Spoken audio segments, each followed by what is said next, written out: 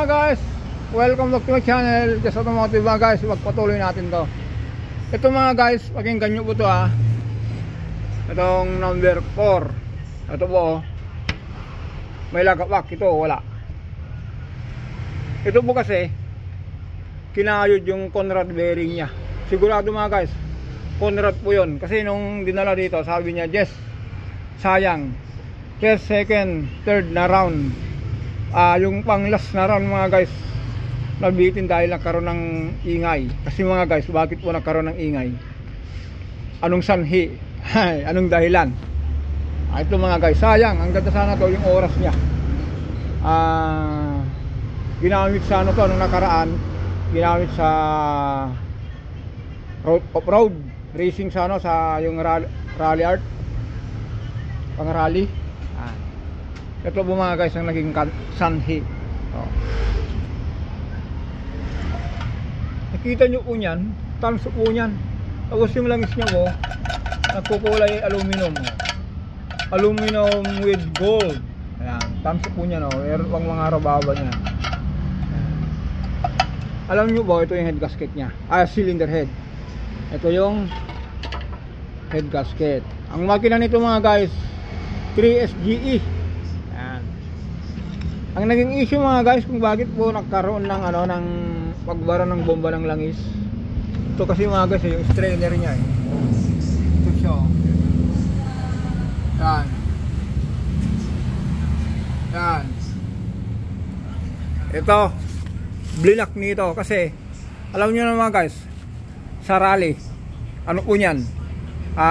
Batuan, buhanginan, hindi maganda yung kalsada. Tinamaan po yung ano, crankcase. Ito po UP. Nung na-UP yung crankcase, na-block yung bomba ng langis, hindi na nakakyat. Ang tinamaan number 4 doon sa pinitik natin kanina, yung lumagutok. Ayan lang mga guys, sayang. Maganda pa naman sana ito, aggressive yung makina. Sabi ko nga po, ano, yung mga ganitong ano, minsan nakakatuwa na nakatanggal pagod yung mga ganun laro. Kaya lang, hindi natin maiwasan na magkaroon ng ganun problema dahil, yun nga, kung nanonood po kayo sa mga palabas, kahit sa TV, kung may habulan sa mga lubak-lubak, ganito po ito. Ito po, ano, karera, may kinukuhang oras sa mga buhanginan o batuhan. Ito po. Ayun lang po naging issue po nito mga guys.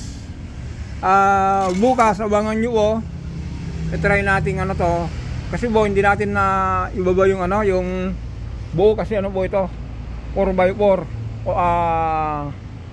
all wheel drive. Ito po yung transfer case. Ano bukas ito mga guys. Tapos meron pa tayo kasing ginagawa ito. Masingitan tayo rito. Pero kahit pa paano mga guys, nagawa na natin yan. Ito po na mga guys, ang issue ba naman dito, ito naman yung tinaw nila galing Quezon City. Kaya sabi ko po, may mga nabibiktima tayo sana sa YouTube natin, nagogoyo.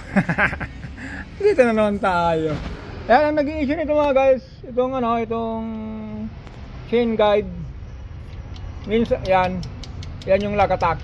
Dahil po dito, yung tensioner, bumibitaw na po siya, malambot na. Kung mapansin nyo po, may lamat na po siya na hindi na panday, hindi na yung palatandaan po na kumakablis na po siya.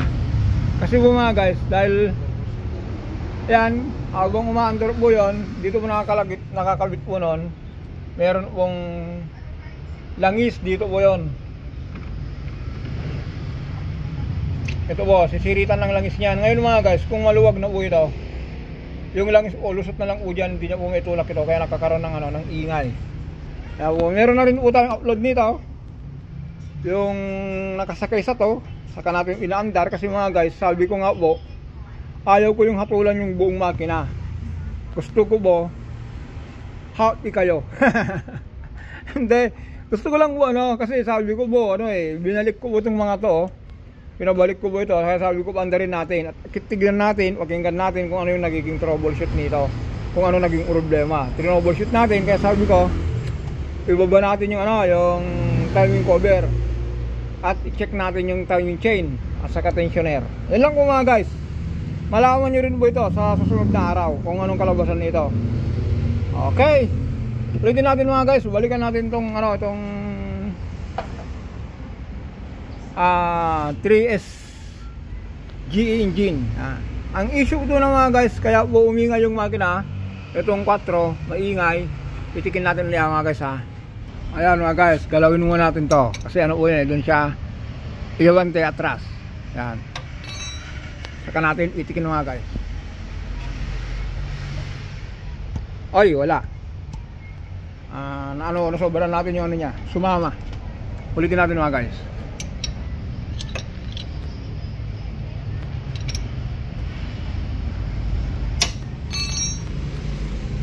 Lalagatak to plak o gano'n. Yun, ito meron din, may konti pero mas malakas po ito mga guys. Ito yung na-check ko kanina. Kaya bukas final, kita natin yan kung alin yung malaking tama po dyan, kung lahat ba may tama. Kasi yung nakita natin dito mga guys, ayan, tanso po nyan. Meron pang malaki dito, ito diba? Yun, meron din dito. Yan.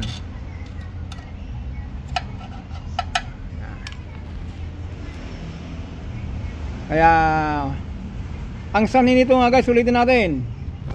Yung mga yung mga bumibahay ng malayo, baka po inaarkila po kayo o kaya meron kayong probinsya na batuhan, ingatan nyo po yung yung crankcase. Baka po ito po kasi hindi natin maiwasan dahil pinang laro. Ito po nayupi. Ang laki nga ng tawa niya. I-block niya ito. Ilawan natin mga guys. Ilawan natin. Yon. I-block niya yan. Nayupi nga Kung pansinin nyo mga guys, ito, nayupi nga to Yun naka-close, nayupi niya yan. Blinak ng ganyan yan dahil dito. Ito. Yung butas na yun, naka-block dito.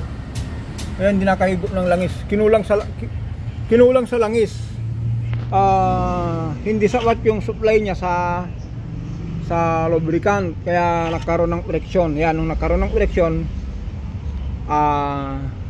tinamaan yung mga bearing, nagkaroon ng ingay. Okay mga guys, ganun lang po. Ulitin natin. 3S GE nang dahil sa pag-ibig. Hindi, nang dahil sa bomba ng langis. Okay mga guys, hanggang dito na lang po tayo. Abangan nyo tomorrow kung ano yung kalabasan nito. Himay natin to. Sayang, may laro pa naman sana sa Sabado.